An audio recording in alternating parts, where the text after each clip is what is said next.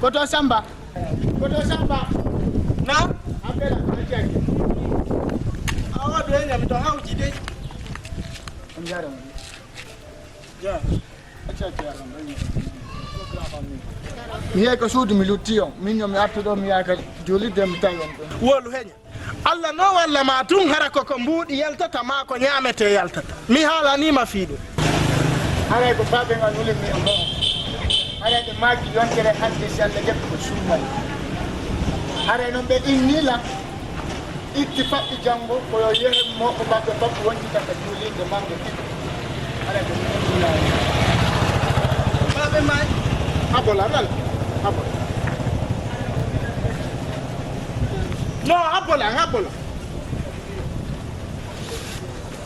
andi do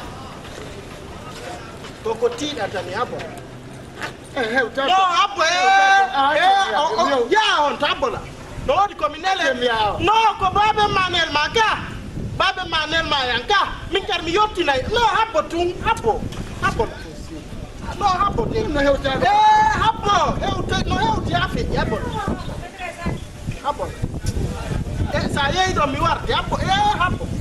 Hapo. No, hapo tu. Hapo.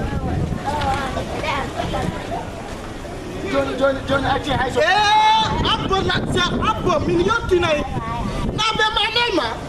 Babe manelma ka. Awa min kar mi yotti nay e babe. Permanent. Sadi. Aha, babe mawi. Was ko yo mi armi ya kai. Ai suma yo ngarika. John hare Sa buzi arga. Minerte. Ate.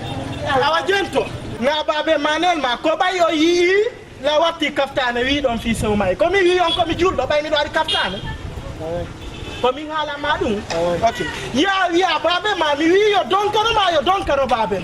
Karo babe ma ko la kara gollata. Babe ma konto be andi fi dewal buri mi sibenela ma be wialam fi sumay wallahi ben o yimi do jula han o yali ka de balle do be wadi décret lewru ndun no baani be jetti wobbe nabi watto e gondo anda alde fi sumay nanga chanela merci ma nge bemma si bemma no wayi waju mai be andi alla yo be yaw saudi nan anani watata tungodi watata itan khafri. Abonnez-vous et laissez votre commentaire.